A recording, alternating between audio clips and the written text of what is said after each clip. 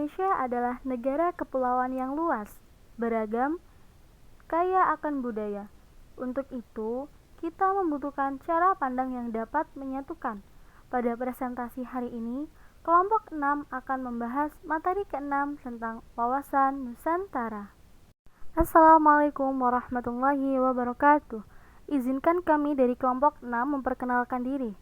Perkenalkan anggota kelompok kami yang pertama, yaitu Rinaya Wulan Ramadhani dengan NIM 221111407. Yang kedua, Putri Ayu Sekar Dwi Rinjani dengan NIM 221111392. Yang ketiga, Cindy Fatika Sari dengan NIM 221111486. Nah, tahu nggak sih apa pengertian wawasan Nusantara?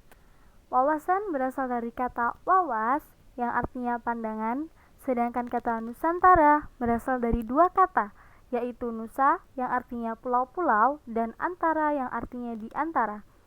Sedangkan arti dari wawasan Nusantara adalah cara pandang bangsa Indonesia tentang diri dan lingkungan berdasarkan Pancasila dan Undang-Undang Dasar 1945, serta sesuai dengan geografi wilayah Nusantara yang menjiwai kehidupan bangsa dalam mencapai tujuan atau cita-cita nasionalnya. Latar belakang wawasan Nusantara.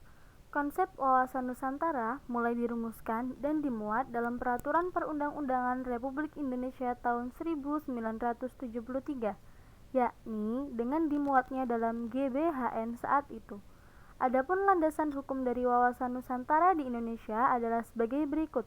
Yang pertama, Ketetapan MPR nomor Romawi 4/MPR/1973 tanggal 22 Maret 1973.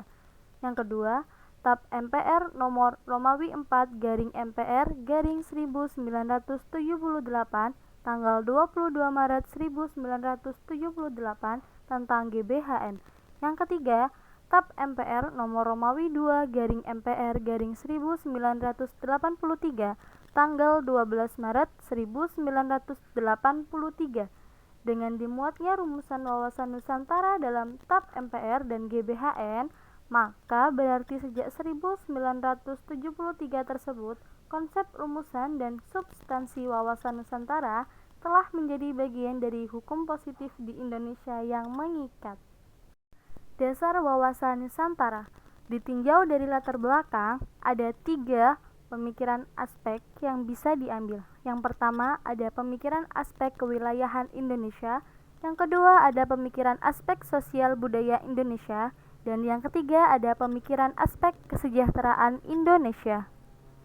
Hakikat wawasan Nusantara. Hakikat wawasan Nusantara adalah keutuhan Nusantara. Dalam pengertian, cara pandang yang selalu utuh menyeluruh dalam lingkup Nusantara demi kepentingan nasional. Tujuan wawasan Nusantara. Wawasan Nusantara bertujuan mewujudkan nasionalisme yang tinggi di segala aspek kehidupan rakyat Indonesia, yang lebih mementingkan kepentingan nasional daripada kepentingan individu, kelompok, golongan, suku bangsa, atau daerah. Nah, di bawah ini sudah disajikan tentang kedudukan wawasan Nusantara. Yang paling pertama adalah Pancasila sebagai filsafat dan ideologi negara yang menetapi kedudukan landasan ideal. Yang kedua adalah Undang-Undang Dasar 1945 sebagai konstitusi negara menduduki sebagai landasan konstitusional. Yang ketiga ada wawasan Nusantara, yakni visi bangsa atau negara menduduki landasan visional. Yang keempat, ada ketahanan nasional sebagai konsepsi bangsa atau negara menduduki landasan konsepsional. Dan yang paling terakhir adalah garis-garis besar haluan negara atau GBHN sebagai kebijakan dasar bangsa atau negara yang menduduki landasan operasional. Asas wawasan Nusantara ada 5, yakni yang pertama adalah asas kepentingan yang sama, mementingkan kepentingan bangsa di atas segalanya. Yang kedua, asas keadilan, menjaga keseimbangan hak dan kewajiban dalam masyarakat. Yang ketiga, asas kejujuran, jujur dalam segala aspek kehidupan bermasyarakat dan bernegara. Yang keempat, asas solidaritas, menjaga rasa solidaritas antara yang sesama bangsa Indonesia. Yang kelima, asas kerjasama, mengutamakan gotong royong dalam pembangunan. Implementasi wawasan Nusantara. 1. Penerapan wawasan Nusantara dalam kehidupan politik akan menciptakan iklim penyelenggaraan negara yang sehat dan dinamis. 2. Penerapan wawasan Nusantara dalam kehidupan ekonomi akan menciptakan tatanan ekonomi yang benar-benar menjamin pemenuhan dan peningkatan kesejahteraan dan kemakmuran rakyat secara merata dan adil. 3. Penerapan wawasan Nusantara dalam kehidupan sosial budaya akan menciptakan sikap batiniah dan lahiriah yang mengakui, menerima, dan menghormati segala bentuk perbedaan atau kebinekaan sebagai kenyataan kehidupan sekaligus karunia Sang Pencipta. 4. Penerapan wawasan Nusantara dalam kehidupan hankam akan menumbuh kembangkan kesadaran cinta tanah air dan bangsa. Yang lebih lanjut akan membentuk sikap bela negara pada setiap warga negara Indonesia. Tantangan implementasi wawasan Nusantara di era modern. Yang pertama adalah perkembangan pesat teknologi serta perkembangan masyarakat global. Dikaitkan dengan dunia tanpa batas yang tentu saja menjadi tantangan tersendiri untuk wawasan Nusantara, mengingat perkembangan ini dapat mempengaruhi pola pikir, pola sikap, dan pola tindak masyarakat dalam berbangsa dan bernegara.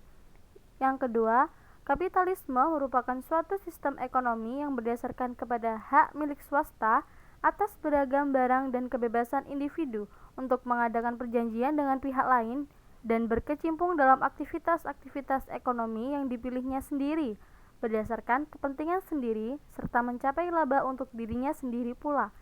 Yang ketiga, pemberdayaan masyarakat, memberi peranan dalam bentuk aktivitas dan partisipasi masyarakat untuk mencapai tujuan nasional hanya dapat dilaksanakan oleh negara-negara maju dengan bottom-up planning.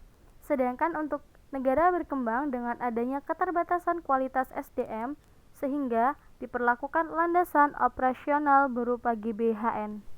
Nah, kesimpulannya adalah wawasan Nusantara merupakan cara pandang bangsa Indonesia tentang persatuan dan keutuhan wilayah yang berlandaskan Pancasila, Undang-Undang Dasar 1945, dan kondisi geografi negara.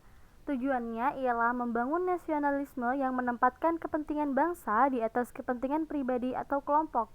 Konsep ini didasari asas kepentingan bersama, keadilan, kejujuran, solidaritas, dan kerjasama, serta menjadi visi nasional dalam penyelenggaraan negara. Secara keseluruhan, wawasan Nusantara penting untuk menjaga persatuan dan arah pembangunan bangsa. Terima kasih atas perhatian dan waktu yang telah diberikan. Kami juga mohon maaf apabila dalam penyampaian materi terdapat kesalahan kata maupun kekurangan, karena kami sadar bahwa kesempurnaan hanyalah milik Allah semata.